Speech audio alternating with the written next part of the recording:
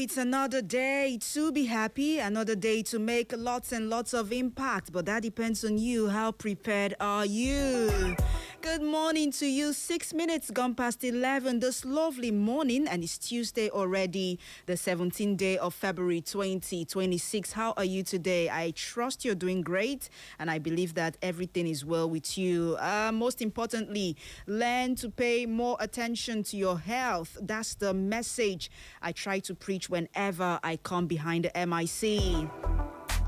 Thank you, Barry, for handing over to me. I remain your one and only Mary Omeniwode. You can call me the Slim Diva, your most adorable. And yes, I have a lot of information I'll be passing on to you today. However, the topic is going to change slightly. Okay, according to my schedule, I should have been doing psychology today, but there is an urgent need to discuss something that has started killing a lot of people. And that particular infection has resurfaced as we speak. People are dying in their numbers. Although we've not recorded any case in Imo, but we are hearing that people have died from that particular infection in Edo State and one or two other states, which I'll make known to you in a few minutes. But for now, let me give you some update before we go over to the discussion for today. Did I say my name? Mary Omeniwode, the Slim Diva, your most adorable. Okay, let me start off with this update. And I want to tell you that the Gombe State Ministry of Health has intensified efforts to mobilize voluntary blood donors as part of measures to address emergency health needs and reduce preventable deaths across the state. And the Renew campaign was formally launched during a Donate Blood drive held at the General Hospital in Gombe, with the Deputy Governor, Dr. Jatau, flagging off the exercise. The Deputy Governor went ahead to caution medical personnel against malpractice, warning that the government will closely monitor the collection and utilization of donated blood to ensure it is reserved strictly for medical emergencies and not commercialized. That is self-explanatory. But like I would always do, I want to, say one or two things around that particular story. It would be good if Imo State gets to emulate what is happening in Gombe State. I mean, one day you can just do a normal volunteer call and tell people to come donate blood so that you can store in the banks. It is heartbreaking that a woman is in the labor room and is about to be delivered of her baby, and all of a sudden, they start to run helter-skelter, looking for pints of blood, to give to her so that she doesn't lose a lot of blood. And the next thing you hear is no blood in the bank. Or is this someone who has sickle cell, suffering from sickle cell anemia? And we already know that once in a while, that person will need regular blood transfusion, only for them to go to the hospital blood bank and they're told no blood. So this is a good initiative. Once in a while, Imo State government can emulate what is going on in Gombe and ask people to come donate blood. However, make sure that the blood is utilized the way it is supposed to be. It shouldn't be commercialized. Yes, it shouldn't be sold to people. I've heard cases where people will say, "Oh, I've volunteered many times. I have donated blood in hospitals. I have given people blood at several times during different occasions." At the end of the day, they sell this blood to people. I have heard cases like that. So, in emulating what is good, let us also do the right thing, okay? And then another story here says that over 573 new nicotine products have flooded the Nigerian market. Did you hear me clearly? Let me go a little bit deep into that story. And it says that no fewer than 573 new and emerging nicotine products, many designed and marketed to attract young Nigerians, have flooded the country's retail and digital spaces in just 3 months. And yes, this is according to what the health advocates are saying, and they are describing it as a dangerous loophole in Nigeria's tobacco control laws. Now, I want to go a little bit further, and they said that these products sit beside snack, the normal snack that you know. They sit beside electronics and cosmetics. They are sleek, they are flavored, and framed as lifestyle accessories. But beneath this design is nicotine the same addictive substance that has driven tobacco profits for decades. I can relate to this story. Why? I know that sometime last year, I don't know if it's the NDLEA that raised the alarm and said that there's a new strategy in town. Most of these nicotine vendors, tobacco vendors, now go to the extent of putting these things in sweets, in snack for children to eat. And you might not know, you might go ahead, purchase these things, take them only for you to start feeling some kind of way. And now social media is not even making it any, easier, because these things are also sold online. And the number of youths that have got access to social media. Every vendor is online selling nicotine products in form of accessories, in form of sweets, in form of candies, in form of snack. And then the youths are purchasing these things. Now, gradually, they are shifting away from the traditional cigarette that They are shifting away from the traditional, tobacco, Igbo that It's now these products that they used to confuse people. Your son might come home one day with a candy or a sweet, and you see him, I say, what are you holding? He said, this is just candy, it's just sweet. You will not know that it is laced with nicotine. So it's an eye-opener. If you've not heard this before, parents, you have a huge role to play. I know why I keep calling on parents, caregivers. You mustn't be a parent, even an adult. Once you're an adult and you listen to this program, just know that you have a very big responsibility. The moment you see any of these items close to youths, close to teenagers, please alert their parents, alert people around them, so that they'll know what their children are getting involved with. Your child might not come home smoking, and you're a proud father, you're a proud mother, and you say, my pikin know they do all those things, he know they smoke. It's a lie, yo. They might be taking other substances that you might not even know, and those substances are quite dangerous. So I want to use this opportunity to call on everyone to be cautious and train up these children in the way that they should go.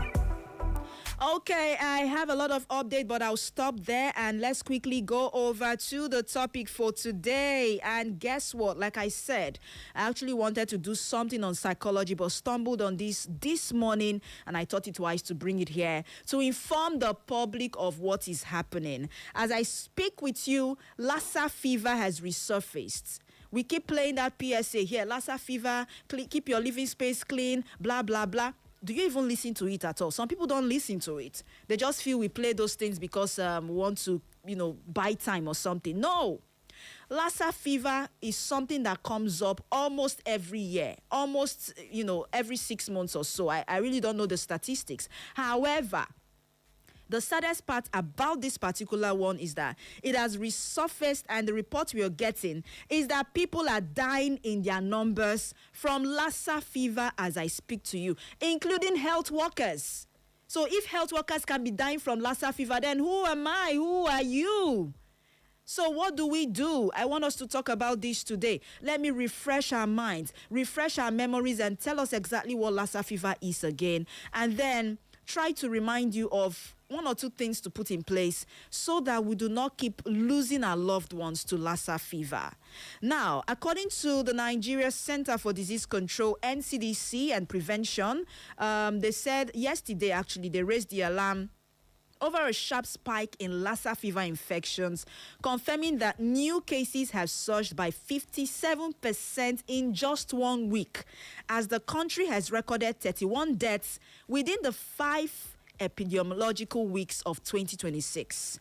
Now, what you're saying, the agency disclosed that confirmed cases rose from 28 in week 4 to 44 in week 5, with new infections reported in Bauchi State, Ondo State, Taraba State, Edo State, Plateau, Benue, and Ebonyi State. Thankfully, Imo State is not there. But you know how these statistics go. Most of the time, they concentrate mostly on the urban areas. We do not have statistics in the rural areas. It's also possible that people have been dying from LASSA fever and we do not have the records. So I want to use this opportunity to call on the Ministry of Health, Ministry of Environment, people who are involved in doing what do they call it, taking all of these statistics. Now is the time for you to spring into action or swing into action. Go to the rural areas, health centers, and find out if people have reported, with any of these symptoms for Lassa fever, because that's the only way we get to find out if Lassa fever is also in Imo State. Okay, and then he went on to say that 9 states have recorded at least one confirmed case across 33 local government areas so far, only this year, 2026. 92% of all the confirmed cases are concentrated, like I said, for now, in those 5 states, but we do not know if there are other cases involved. However, the NCDC is saying that they've activated their National Lassa Fever Multi-Partner and Multi-Sectoral Incident Management System. And, it will help them coordinate response efforts nationwide. Do we have that system in Imo? I do not know. I can't even answer to that. So this is a clarion call to every health worker, especially those who have pharmacies, because most of the time, the pharmacy is the first point of call for people who are sick. Most of the time, or not all the time, depending on the time, the infection or the sickness happens. Most people will not even think about going to the hospital. The first thing that comes to their mind is, you get one pharmacy, you get one chemist when near our house. No rush, they go there. And then they rush to those places. So as a pharmacist, if you notice any of these things, please, it's in your duty. And it's your duty to report to, the Ministry of Health, so that we can start recording if we have any case at all in Imo State, and then let people know that this has also resurfaced. And we are getting the information that the Benue State government has confirmed the deaths of 4 health workers following a Lassa fever outbreak in Benue, as suspected cases continue to rise across the state.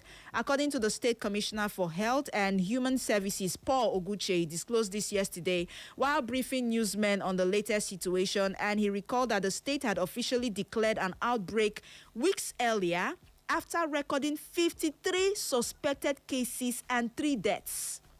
Now, he said that they are doing everything they can. However, the ministry's disease surveillance dashboard shows that they have more than 60 suspected cases with 11 confirmed infection. I don't want to go deep into this, but I'm concerned, deeply concerned. Now, we've recorded cases in Benue, Edo, and other states. Don't forget that there are people who travel from these states. Intra-travelers, yes. They travel from Edo to Delta, to Anambra, to Ebonyi, from Ebonyi to Imo. Marketers, market women and men. It could be business people. It could be, civil servants. But people are always traveling in their numbers on daily basis. My concern is we might not have a case now. But what happens when someone from Benue comes into Imo with that particular ailment or infection? Don't forget that I will tell you about the signs, okay, to look out for. And don't forget that someone could be infected with Lassa fever and might not have physical symptoms at the initial stage. So what if such a person comes into Imo? What measures have been put in place? I keep asking all of these questions, and most of the time, I do not get an answer. What measures have been put in place? So if we have people who come in from other places into Imo State and then they are infecting other people, how do we know the number of persons that have been infected? These are all questions that I would need people to answer, especially the Ministry of Health. I've been saying it. Airtime is here for you, free of charge. Come and tell us what you've been doing in Imo. You listen to this program, you have people who listen. Please take the message to those that are involved. Thank you very much. Okay, so let's do a brief overview, and let me remind you once again of what Lassa fever is for the benefit of people who are even just hearing of Lassa fever for the first time. Everything in this country is malaria. Typhoid. I say it all the time. You have a little fever, you're running temperature, and you're not feeling too good. The next thing, malaria, malaria. You can't take anti-malaria. You can't take so we tell you it's infection. What infection, Kwanu? They don't know. They just know that it's infection. And the next thing they will tell you, anamagba. I'm taking injections, for infection. And you're wondering, okay, who diagnosed you? So that's the problem we keep having, and we're still having right here in Nigeria. People do not go for proper diagnosis. They just go ahead over the counter, get medications, and they start to treat themselves, self-medication. So, but in the case of Lassa fever, I want you to know that when it strikes, please, self-medication is not going to work. Self-medication will rather make things even more difficult for you, and it will complicate issues. So if you didn't know this today. So Lassa fever is an illness you get from a virus that is common, especially in countries in West Africa. Unfortunately, Nigeria falls within West Africa, so it's very common in Nigeria. And it's a type of viral hemorrhagic fever, VHF, and a group of viruses that can cause uncontrolled bleeding. Yes, so it's a very, very serious issue. Now, Lassa fever spreads through the poop or pee of infected rats. You can also get it from contact with body fluids of someone who has been infected. And that brings me back to what I said. For people who are in those states where they are recording cases now, if they happen to come into Imo, and then they have maybe a fiancé here or a girlfriend here. I'm giving you examples. And then, or a partner here. And they meet, together. They start having intimacy and all of that. It's also possible that your body will touch that person's bodily fluids. And before you know it, you come down with the infection. So you also had. It's not just when rat goes to your food and pees or, contaminates the food that you get Lassa fever. No. You can get it from body fluids of someone who has been infected. Okay, so I'll go ahead to give you the symptoms of Lassa fever. However, going back to what he said, that it spreads through the poo and pee of infected rats. Most people are careless with their foods, their food stuff. You have gari in your house and the gari is open. You did not put it in a bag, you did not tie it properly, or rather, you didn't even put it in a container. With a proper, cover. Most people don't do that. And then what of the gari that is sold in the market? I'm mentioning gari because research has shown that is that is the fastest way to contract Lassa fever. If you didn't know that, know it today. Why? People drink gari raw. If a rat should go to your rice and pee or poo in your rice, you'll definitely wash it. Mas, what is it? You'll definitely wash the rice and even go ahead to parboil it, right? Before you now finally cook. It depends on how you prepare your rice. However, I know that the heat from the hot water or from the fire is going to do some justice to some level, But gari is taken raw. Remember that the economy is biting hard. People are struggling. And I want to tell you, you can go ask questions around. For some people that I know that are struggling, that don't even have money to have, to buy a meal or to buy food, what they fall back on is gari and groundnuts. Let's not shy away from these things. So how safe is that gari that you drink? How safe is it? How safe? That's another question I want you to ask yourself. Yes, you bought gari from the market. Do you even know where the person that sold the gari to you stored that gari? Because I know that in the open market, they just leave these things open in the basins and they sell. Yes, before they go, after close of work, they package these things, put it in their cupboards and lock up and go. Have you seen the rats that are in the market? Jesus. Have you seen those rats? I don't even know. If you see the rats that are in the market, you will know that you have to be very careful. I know what I'm saying. Big rats that ordinarily we should be calling them rabbits. Abi, rabbit is the bigger bush rat now. But now you have what we used to see as rabbits in those days growing up on the streets of Owerri, in the gutters.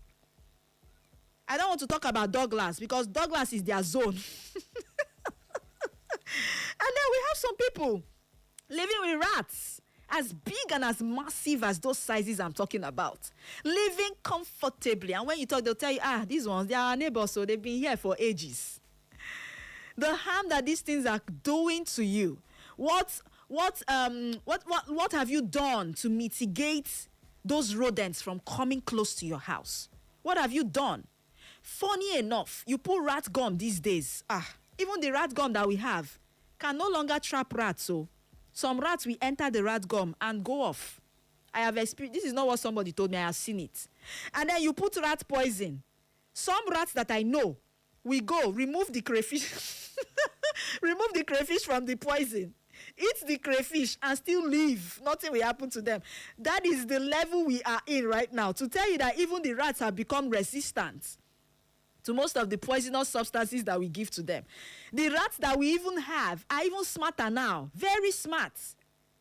So we have to go an extra mile. That's just what I'm trying to say. We shouldn't even harbor rodents of any sort close to us. I also know that some people eat rabbits. How well do you prepare the rabbits? Because rabbit is also a kind of rat. It's a type of rat. It belongs to the rat family, whether we like it or not. It's also a rodent.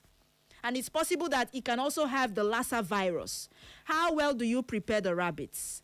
These are all questions I want us to answer, and I want us to have a smooth conversation around Lassa fever today because it is urgent, and I wouldn't call it an epidemic. Rather, I would say that we need to do the needful so that it doesn't spread to Imo. It will become an epidemic if it now finally spreads around to the 36 states of the Federation, and then the cases are now so much that nobody can handle. That's when you say, oh, there's an outbreak. It's not an epidemic. But let's not allow it get to that stage. That's my point.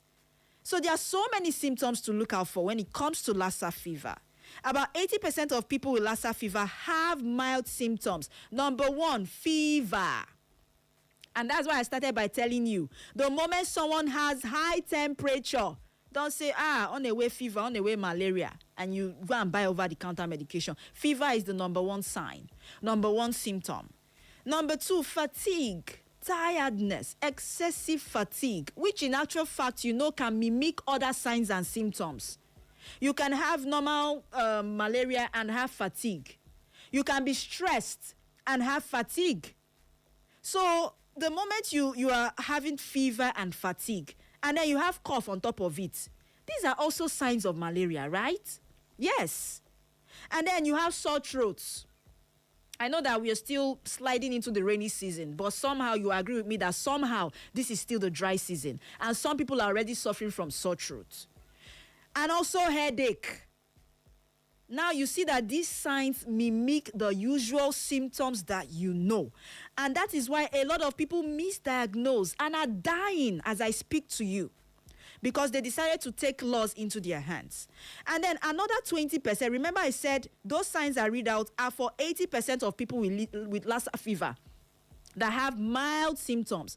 Those ones I just read out are mild symptoms. Okay, let us now go deep into the severe symptoms, which about 20% might have. Chest, neck, or stomach pain. Remember that anybody can have stomach pain. If you eat something that doesn't go down well with your system, you can come down with stomach pain. There's also difficulty breathing. If, for instance, you have an asthmatic patient, the person will find it difficult to breathe, and the next thing you say, now asthma, they do am. I'm just trying to open up your eye. And then you have severe vomiting or diarrhea, which also comes with other ailments as well. Correct me if I'm wrong. And then you have bleeding. Yes, this is now where people now know that, oh, this is severe. And when it gets to this stage, you now see them running helter-skelter. Bleeding from the mouth, from the nose, from the eye, and other mucous membranes. It is when it now gets to this stage, they now know that, this one has passed malaria, and they rush to the hospital. Unfortunately, when they get to the hospital, maybe they might arrive there very late. Because we already know that for someone with malaria, you don't have bleeding from your mouth. You don't have bleeding from your nose. It all depends, so you understand. I'm not a doctor. I'm just doing this as part of my job, okay? So seizures, confusion. These are all the severe symptoms of Lassa fever that you should not overlook. I beg you in the name of God. In fact, the moment you notice anything, I will always tell you, see a healthcare provider. You might not be able to rush down to the hospital, but make sure you see a qualified healthcare provider. We have nurses as well, okay? We have doctors. You can see them. Tell them about the complications or issues you're having, and then they will refer you properly. Please. please do not self-medicate, because as I speak to you, people are dying in droves. All right, now is the time for me to open up the phone lines before I continue with the rest of the conversation. I'd like us to, have a smooth conversation this morning. I want to hear from you. Is this your first time of hearing about Lassa fever? Have you ever seen or encountered anyone with a disease or infection before?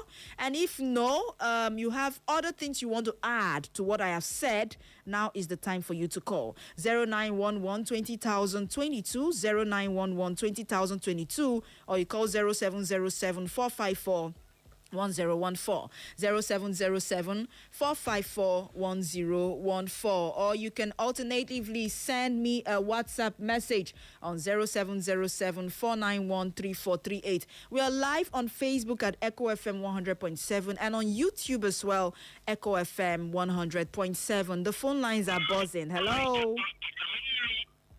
Hello, the Slim Diva. Good morning to you, Ama. Yes, good morning. I'm up from Uche Street. It's good to have you. Please go ahead. If you can remember, yesterday I said that what is saving us in this country is God, and our immunity. A lot of people drink Gary, especially these days the economy is biting hard. Very true. This Gary is usually bought from general market. The protection of this Gary against rats during storage is not guaranteed. That is the problem. So what do we do? I think people should be advised to drink the Gary they only they themselves produce. Yeah. Yes. Or if there is anyhow they can sterilize Gary that they bought from the open market. If it is possible or it is feasible, let them sterilize it, because I tell you, because of the hard economy these days, a lot of families drink Gary and it's dangerous, and we are talking of Lassa fever. So that's the problem. I'm up from Uche. Thank you. Thank you so much, Ama. I appreciate you as always. And he made a very important point. And he said if it's possible, the Gary should be, did he say sterilized? Let me use that word. I know of some people when they buy Gary from the open market and they want to drink, the first thing they do, they bring a pan. They pour the Gary and they try to preheat it. I've seen it happen, yes. And then after preheating it, they allow it to cool off. But who has that patience? In this country, if hunger mama you're not going to even remember that one. You just go straight up and take the Gary. I don't know if you get me. But that's another thing we really have to look into. Let's take more calls. Hello? Good morning, Mary. Good morning to you. You are welcome. Mike for emailing me. It's good to have you. Welcome, sir. You have said it all, and whatever you say is how it happens. You only take Gary if you want to produce yourself or you preserve you in your house. And some of these guys, they don't care about you. Some of them treat raw. Yes. Out water. So, my dear, keep it up, or you are trying. I don't miss this your program. Thank you so much. God bless you too. Thank you. I appreciate you for always tuning in. I do what I do because I always know that there are people who listen. If I come here and talk to the thin air, I mean, it will not make any sense. But we are here because of you, and I thank God we are making a lot of impact. And this information might sound very simple to you, but we might just be saving a soul today. Trust me, I know what I'm saying. Gary is everybody's, is a staple food we eat. Whether we like them or not, we drink Gary at one point or the other, But we all have to be extremely cautious. So it's a reminder that before you drink that Gary, please do the needful. Hello? Hello, good morning. Morning to you. What's your name? Yes, my name is Kasim. I'm calling from Iyagba. Kasim, how far now? I do. Long time, oh. I do. You're welcome. I don't know. I used to enjoy your program. Even those when you did for Darling FM. In that time, I used to listen to Thank this you. program. Thank you so much. Thank you, God Kasim. bless you. Amen. All right. Thank you, Kasim. My contribution is this. Now only God is the safest for this country, my sister. The way some people used to keep their things in their house, we see, they will not even cover it. They will not even care. we see rat go chop the place where they keep something. What then we do now? They will say, let me come out only this mouth of my rat. They will just come out. The remaining one then going to say now for heat. You go see some people when we say then they sell fufu. When they keep when they sell fufu remain, then keep in their house. The place where the rat eat, then go come out and find another waterproof. Change the waterproof. Change and sell it to another person. Is it good? See the way we used to poison ourselves in this country. Now only God can help us. So may God help us in this country. Thank you and God bless you. Thank you, Kasim. I appreciate you. He just reminded me of something that we always do. Now, I know that as a food vendor, people who sell in the open market, you don't want to lose, part of the profits that you should be getting from sales of those items. And then when rat comes, eats the yam, you cut off the parts that it has eaten and you keep the remaining parts. When rat comes, eats part of that fufu, you slice out the part it has eaten, mix it up with the other fufu that you have, and repackage. Forgetting that when rat eats that fufu, it also pees in that fufu. And then it will spread inside. Even if you cut out the part it has eaten, what happened to the other parts that must have been contaminated by the urine? Did you ask yourself, when rat climbs your gari basin and plays hide and seek on top of it, if you're lucky, they might not poop, but they might pee. And the truth is that if rat pees in your gari, you might not know. You won't even know until maybe you perceive the smell of the urine. And then after playing, running up and down on top of your gari, they go back to their holes. In the morning, you come out. You see that there's a way this gari is looking. The nylon you used to cover it has shifted. You remove the nylon and then you use your hand, you scrape on top of the gari. It's after all, nobody knows. It's not smelling. There's no poo-poo. You remove it. You don't even know if the urine entered into the gari. Like, we have a long way to go. I don't know how long I'll keep talking about this, but we'll keep talking. Hello? Good morning. Good morning to you. What's your name, please? Okay, Abraham. Abraham, from where? From over here, Titlo. Okay, go ahead, Abraham. Thank you. God bless you. Amen. You'll always be a second God that we see here. I'll be human. You know that many people are using all what they are saying and cure. There is many sicknesses and many money they are supposed to spend in the hospital. So God bless you. Amen. Thank you so much. Continue your good work. Amen. Please, I want to ask that Gary. Me I drink the Gary, but not be because of hunger. So for fun. Happy. Yes. So I know you very well. Please, before you drink Gary, what will you do? Please tell me. Okay, thank you so much. The truth is, we all have one pattern of drinking Gary. I'm a Nigerian, I be local babe. Forget that I'm here. We are all, at some point, nobody will claim not to have taken Gary. You never take Gary before. Nobody. Understand me? So it's more like a staple food. In fact, they have tried to funerize it. They call it cassava flakes. Some Garion. Chinekeme. Which one is Garion, I beg? Cassava flakes. You want to take it, you want to make it look nice and enticing. You put milk, you put chocolate, you put granite, you put strawberry, you put, what do they call it? Ice block. We start putting apple inside Gary very soon. There's nothing we will not see in this country. But in all of that, we have one pattern, okay? Let's not even forget about the complications that come with taking in Gary to the eye. It also has its own complications. But that's not the topic for today. We don't want to talk about the eye today, okay? So, one pattern. Some people even try, when they put the Gary in the plates, they put water and they sieve the top. They allow those particles on top to go off. And then they put another water. But some people no patience. The moment they get that Gary, bam, water, granite, sugar, everything. You're not going to drink? They come together and they start to take it. While we are emphasizing on Gary, there are other things but why the emphasis is on Gary is because that is the most common. There's nobody that does not have Gary in their houses. Trust me. Even people that claim that they don't have food, if you go to their kitchen, go to their pantry, go to their store, you will see gari there. I don't know if you get me. You might not have money to buy bread. You might not have money to buy the normal fruits, open fruits, but you must have gari in your house and you drink it. That for me is the fastest way to get Lassa fever. I know that if rats should pee in your water can, somehow you will perceive it. You might not go ahead to drink the water. Okay? But please, we all have to be careful. All right, more calls, please. Hello? Hello. Good morning.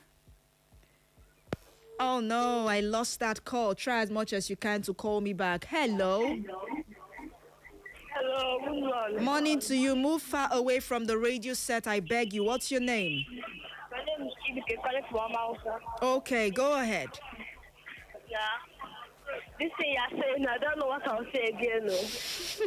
Because, Yes. sometimes when you go to market, you're going to see people that they're choking the hand with the guy and eating it. You Very buy true. some. Mm-hmm. And you don't know what they use. Like maybe some of them do, like maybe in their house they do all these cartons. And when they come, they'll chew their hand. You know the kind of bacteria that are in their hand. They'll put it in the same gari. Oh. And people still come and collect and eat again. No, like, people, even the people that are selling it, they may see rats on top, they'll just chase the rats away, carry the up of it, and throw it away. Okay. And see, they'll go to the market and sell it. I mean, I don't know what don't worry. Thank you. Don't worry, you have made your point, okay? Thank you so much for calling in. And she also said a lot of things concerning this gari issue we are talking about. Don't forget, don't get it twisted. The topic is Lassa fever. As I speak with you, people are dying in their numbers in some states in Nigeria, including health workers, from Lassa fever that ordinarily should have been prevented. There are so many ways to prevent it that will give you the prevention, okay? But these are things we need to talk about. And gari came up because gari is like the most consumed staple food in Nigeria. Hello? Hello. Good morning. So sorry to have kept you waiting. What's your name? Don't worry. It's the enjoyment of it. Thank you. This is Awuja calling from Nekede. You're welcome. Yeah, you see this gari you are talking about. You even give the sellers of gari a very big protection that sometimes they package it into this sack and they stock in the cupboard. Who said that? They don't do that. Some of them even put mat, even mat their children used to sleep and spray the gari in their houses and then. Oh, God. For real? Then even cockroaches will be jumping on them and feasting on them. Hey. And you may get some gari in the market. When you come back home, you see the small cockroaches inside them. So this rat, that one is the worst. Like you said, the rats today have discovered that we set trap for them. Mm-hmm. They will jump it and they carefully remove all those. Very true. Then in the morning you see that the catfish will not be there. The fish will not be Very there. True. The substance effect will be there. Mm. And they will be jumping and saying, "Oh, go ahead, we have discovered their plans." Mm-hmm. So those people do not actually take proper care for them. And you see, the Canadian they themselves, they mix the old one, the new one they bought. All those things are poisonous. I think you are doing a very nice job there. Yesterday, you talked of pure water, I think so. Mm-hmm. And they will be giving you exact sense of what they do. Okay. Those people who are selling their garage themselves, when they buy new ones, they will take those ones home for them and their children. Exactly. Those ones and the spoiled ones, they will mix them up and sell back to us. Okay. May God help us in this state. Amen. Thank you, Awuja. Appreciate you. It's really unfortunate what is happening in our open markets. I know what I'm saying. Is it poverty? Is it as a result of laziness? I don't know. What stops you from packaging that gari properly? Because you sell it to people to consume.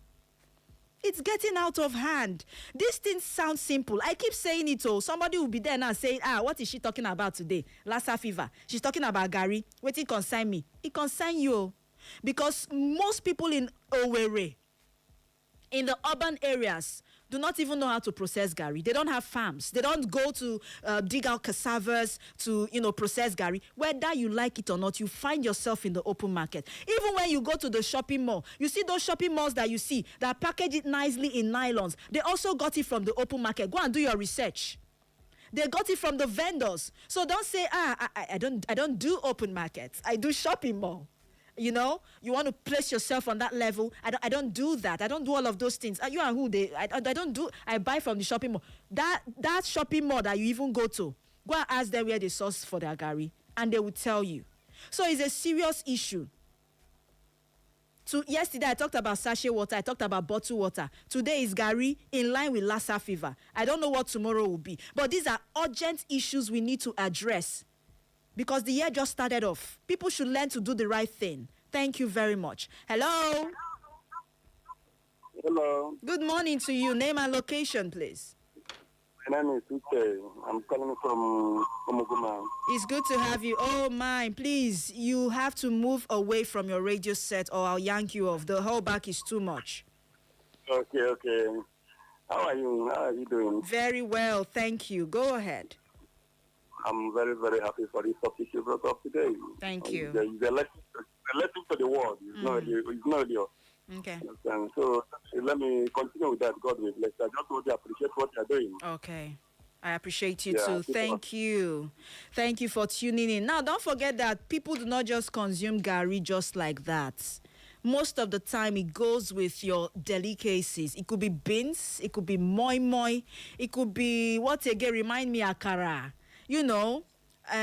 People want to eat gari with some of those things. So it's not as if, whether we like it or not, it's part of our meal. Yes, it's not a poor man's food. I don't want you to have that mentality. Some people might prepare moi moi, prepare beans, and then they discover that they don't have custard at home, or they don't have pap. The next thing they fall back on is gari. So somehow, we all consume it. All right. So I've told you that Lassa fever is caused by a particular virus, and that people get Lassa fever from contact with infected rats, feces, or their pee, their urine, when they contaminate food that we eat or the surfaces, that we touch. And then if there is no good sanitation procedure in place, or if you don't have the personal protective equipment for the health workers, there's every chance that Lassa fever can spread from one person to the other. Now, I also told you for the risk factors for Lassa fever, it is very common in West African countries, Nigeria, Benin Republic, Guinea, Liberia, Mali, Sierra Leone. As long as you find yourself in any of these countries, just know that Lassa fever can come at any time. Complications of Lassa fever, just in case you do not know, the focus is not just on gari. If you just tuned in, we are talking about Lassa fever and how we are getting the report from NCDC that some health workers died recently due to Lassa fever. They were trying to take care of people who had Lassa fever and they died in the process. And we've recorded over 50-something cases in some of the states. That is how fast it is killing people. Now, complications for Lassa fever. In mild cases, about 1 to 3 people with Lassa fever have reported partial or complete hearing loss. It could be temporary, it could be permanent. This is according to research. And then people with severe Lassa fever can have life-threatening complications. Number one, while I was doing my research, I found out that Lassa fever and pregnancy, they do not even go at all. The moment a doctor notices that a woman is pregnant and has got Lassa fever, it is a big, big problem. They will try as much as they can to evacuate immediately. If not, it's going to take the life of that woman or the fetus. So pregnancy loss, miscarriage is number one complication of Lassa fever. Over 75% of pregnancies end in loss of the fetus when the pregnant woman is infected with Lassa virus. And then you say it doesn't concern you. Inflammation of the lining around your heart. Another complication of Lassa fever. Fluid around your lungs. Another complication of Lassa fever. Infection and inflammation of organs like the liver. A lot of people are suffering from hepatitis today. Liver inflammation. Maybe God helped you and at some point you had Lassa fever. You didn't even know. It now affected some part of your liver. Fluid around your lungs. I've talked about that. And we also have this one, brain function issues, sudden kidney failure. Did you hear me? Sudden kidney failure, acute kidney injury. Go to the hospitals and you see the surge in the number of people suffering from kidney cases or kidney issues. And you'll be amazed. Like, what is going on in this country? Most times we point at, fingers at what we eat. Yes, it's what we eat most of the time. And then the bodily creams that we use. It might not even be hereditary. And now we are getting the information that Lassa fever can also cause that complication. So why shouldn't we talk about it? And then you have acute respiratory distress syndrome that can prevent your body from getting enough oxygen. And that's where the issue of breathing comes in. And then you have severe blood clotting disorders, sepsis. Do you know what sepsis is? A severe reaction to infection. So these are all the complications for Lassa fever, that when people come down with it, it can affect different organs of their body. Let me squeeze in one or two calls and then we round up for today. 0911 20022 0707 454 1014. Let's see who's going to be our last lucky caller. Hello? Hello? Hello? Yes, please. Morning. What's your name? I'm Moses Baronim. I'm calling from New Orleans. It's good to have you. Go ahead quickly. I doing Lassa fever.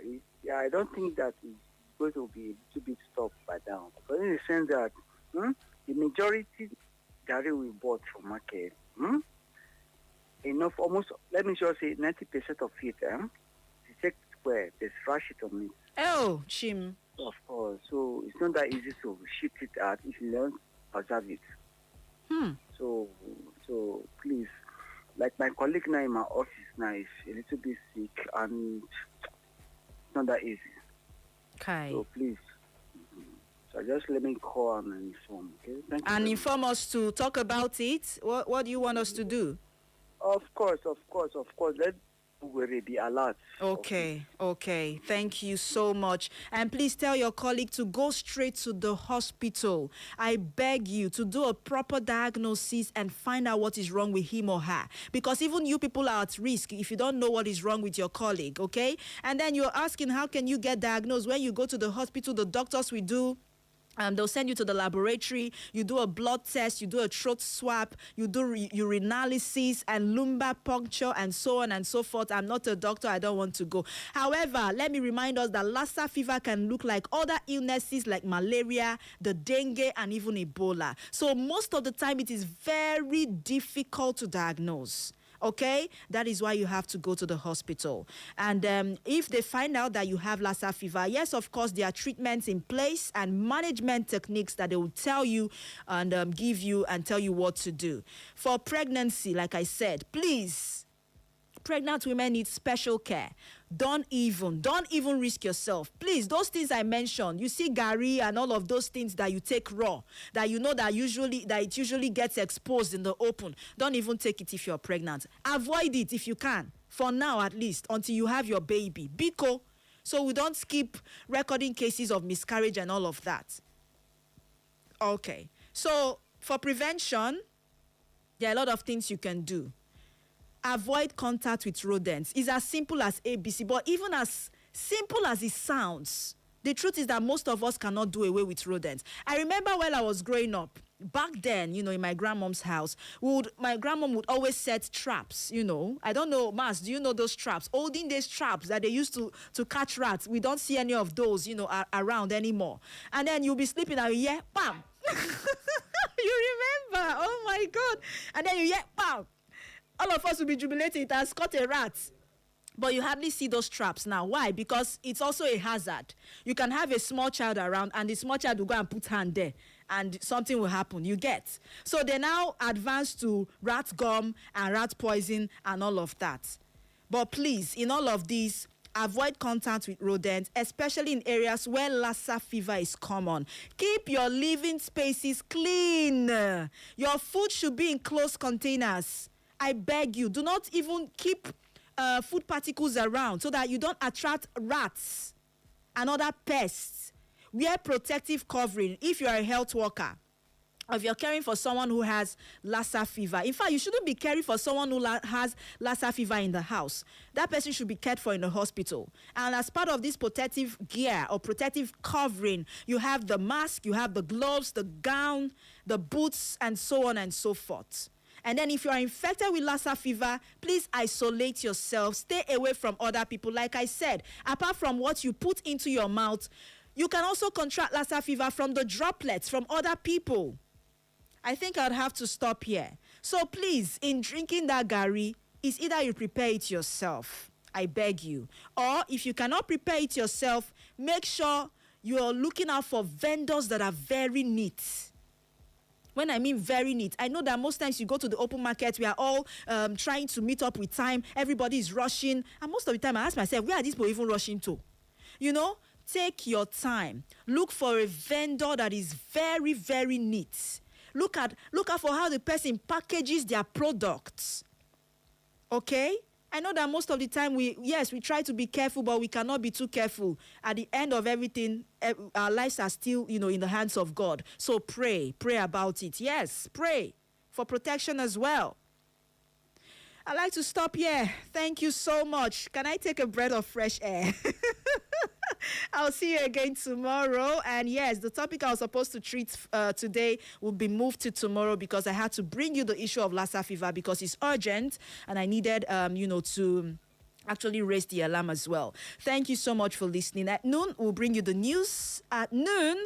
And then after that, it will be more and more entertainment. My name is Mary Omeniwode. You can call me the Slim Diva. You're most adorable. Thank you, DJ Mas. Back to the music. Echo FM.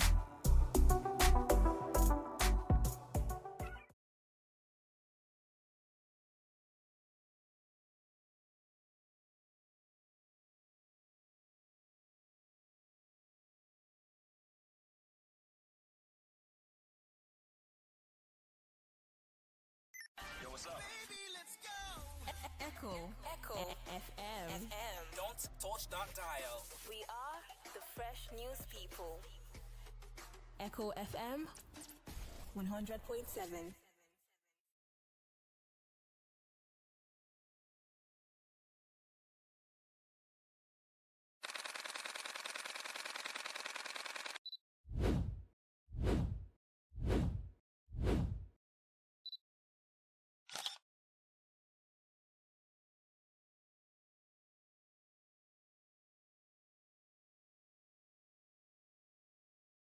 Music.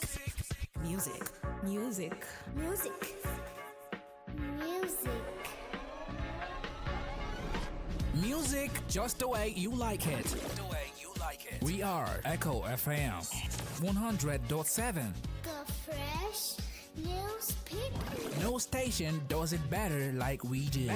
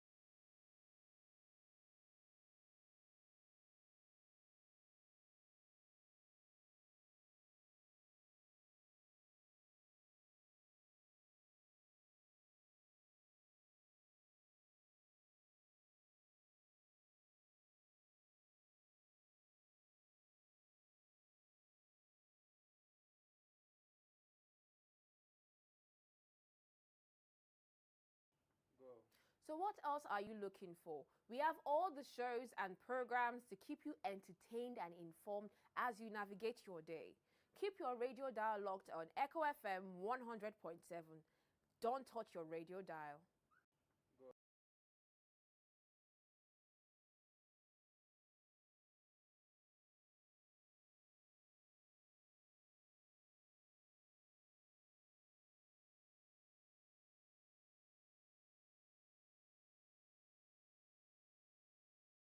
Yo, what's up? Baby, let's go. Echo FM.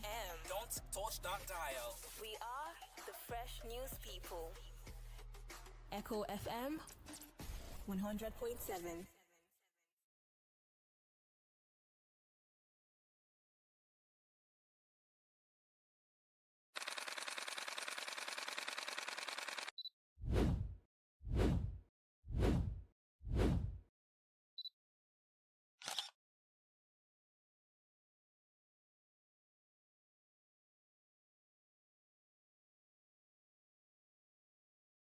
Music. Music. Music. Music. Music. Music just the way you like it. The way you like it. We are Echo FM 100.7. The fresh news people. No station does it better like we do.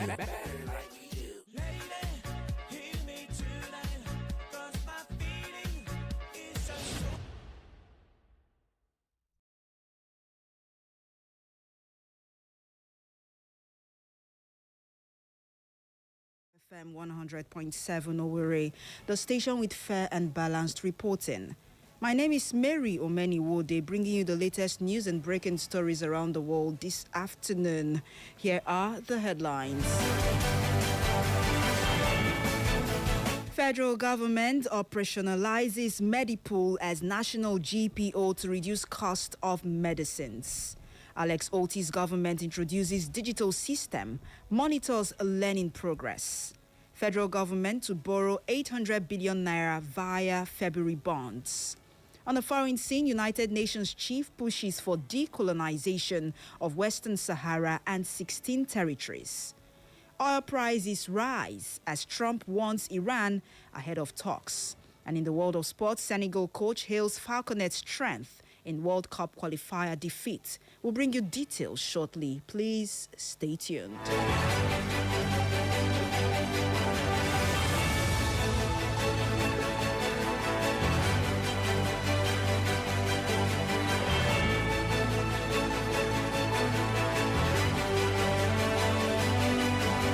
The federal government of Nigeria has signed a memorandum of understanding MOU to operationalize Medipool as the country's national group purchasing organization GPO, which will coordinate bulk purchases of medicines to lower costs. This is according to a media brief issued by the Federal Ministry of Health and Social Welfare.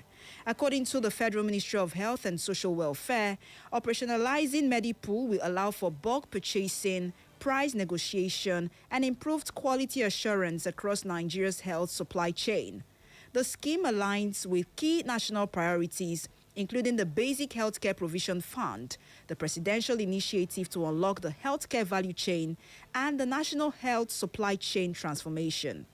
Medipool is expected to leverage pooled demand to negotiate better prices with manufacturers and suppliers, while monitoring quality standards across the supply chain.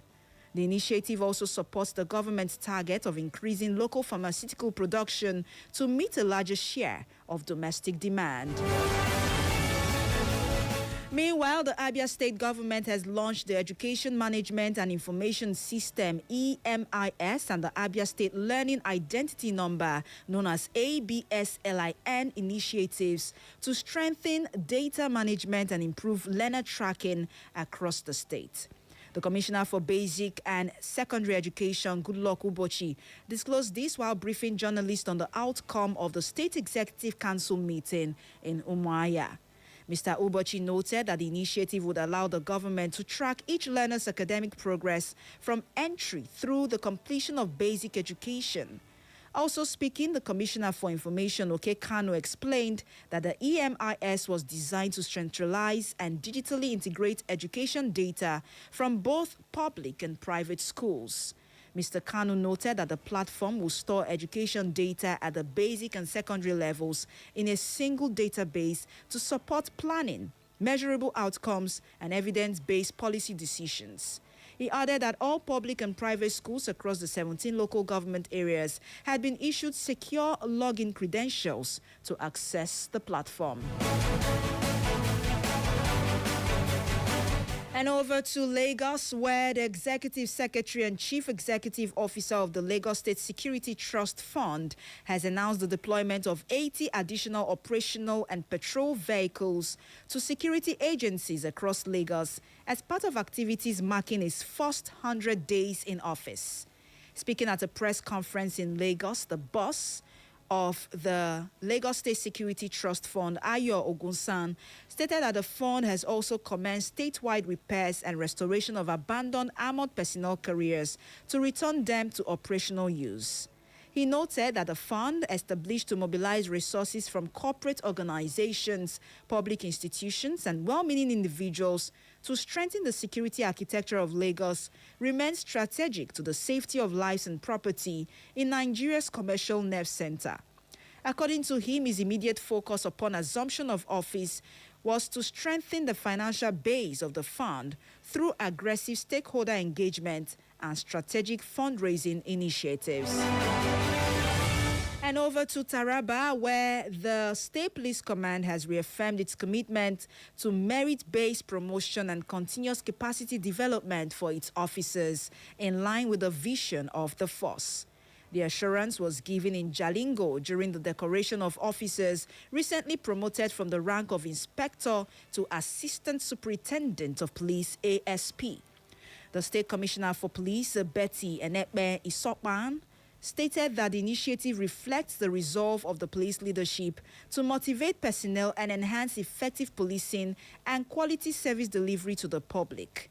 Speaking through the Deputy Commissioner of Police, State Criminal Investigation Department, Ndayak Singh, the commissioner congratulated the new promoted officers, describing their elevation as a recognition of their dedication, discipline, and commitment to duty.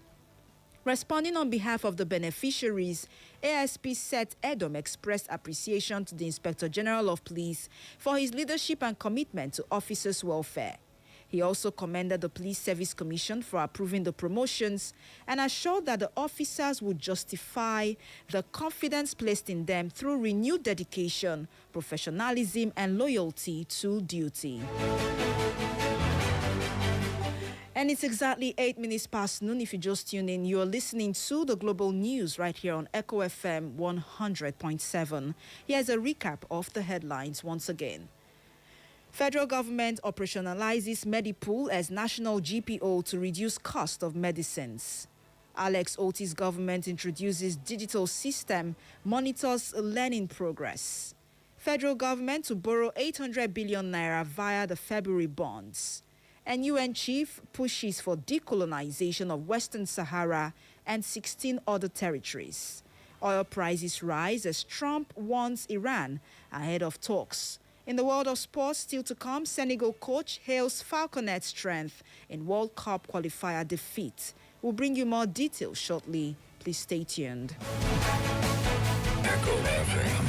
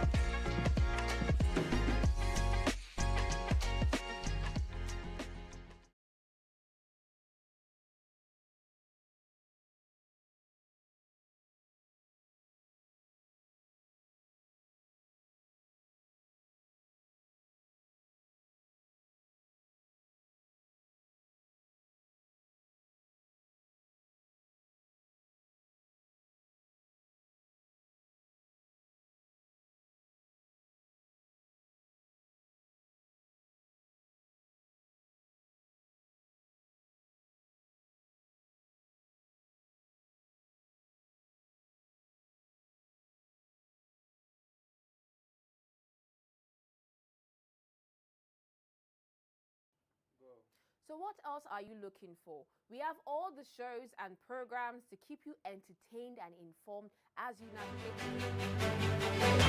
Welcome back. We'll now move over to the rest of the news. What else are you looking for? We have all the shows and programs to keep you entertained and informed as you navigate your day. Keep your radio dial locked on Echo FM 100.7. Don't touch your radio dial. February 2026 federal government bond auction reflecting a sharp increase compared to the corresponding period last year, though lower than the record of 900 billion naira offered in January. The planned 800 billion naira issuance for February 2026 represents a year-on-year increase of 450 billion naira, translating to a 128.6% rise. This means the federal government is seeking more than double the amount offered in February 2025. Taken together, although the February offer is lower than the January's record level, it remains more than twice the size of the February 2025 issuance and is priced at rates close to 18 to 20%, highlighting the elevated cost of domestic debt financing. And over to the foreign scene, where the United Nations Secretary General Antonio Guterres has called for the complete decolonization of Western Sahara and 16 other territories still under colonial rule. Guterres urged renewed commitment to completing the unfinished business of ending colonial rule more than 60 years after the UN launched its formal decolonization drive. Opening the 2026 session of the Special Committee on Decolonization, the Secretary General stressed that decolonization had been a core objective of the UN since its earliest days. He cautioned that the legacy of colonialism continued to shape present-day realities. Guterres also stressed that each case must be addressed individually and in accordance with the UN Charter, the 1960 Declaration and relevant resolutions of the General Assembly. Meanwhile, Western Sahara is the last African colonial territory yet to achieve independence and is often dubbed as Africa's last colony. And still on the foreign scene, oil prices were in focus as U.S. President Donald Trump ramped up threats towards Iran, shaking up markets subdued by holidays in Asia and the United States. West Texas Intermediate cooled after rising more than 1% to near $64 per barrel, while Brent eased slightly to just under $69. Trump warned Iran of the consequences of not making a deal ahead of talks between Washington and Tehran in Geneva. The U.S. president has repeatedly threatened military action against the Islamic Republic first over its deadly crackdown on anti-government protests and then more recently over the country's nuclear program. And lastly, in the world of sports, Senegal's under-20 women's head coach Mbayang Thiam has admitted that her players lost to Nigeria's Falconets after their 3-1 aggregate defeat in the FIFA Under-20 World Cup's Women World Cup qualifier. Nigeria sealed progression with a 2-1 away victory in Senegal, ensuring a comfortable aggregate win over the two legs. The result maintains the Falconets' perfect record of qualifying for every edition of the tournament since its inception in 2002. Speaking after the tie, the coach, Thiam, acknowledged that her players had anticipated a stern challenge against a side renowned for its pedigree in youth and senior competitions. She therefore vulnerability from dead ball situation as a critical factor, revealing that Senegal conceded 3 goals from corners and free kicks over the two legs. Despite the disappointment, the Senegal coach believes the experience will serve as a stepping stone for her young squad.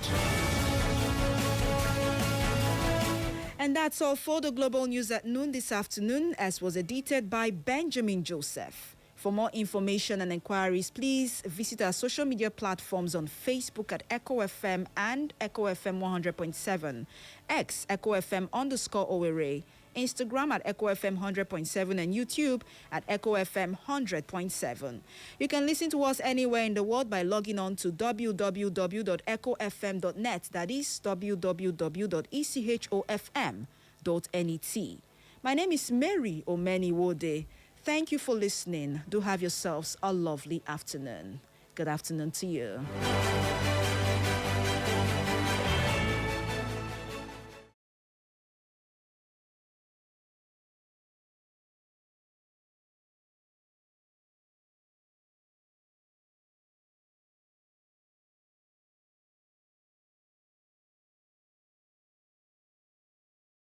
Yo, what's up? Baby, let's go. Echo FM. Don't touch that dial. We are the Fresh News People. Echo FM 100.7.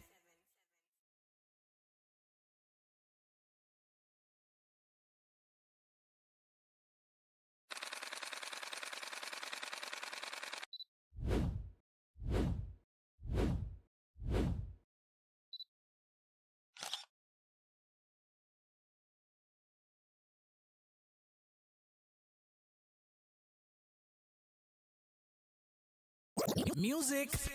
Music. Music. Music. Music. Music just the way you like it. The way you like it. We are Echo FM 100.7. The Fresh News People. No station does it better like we do. Better like you.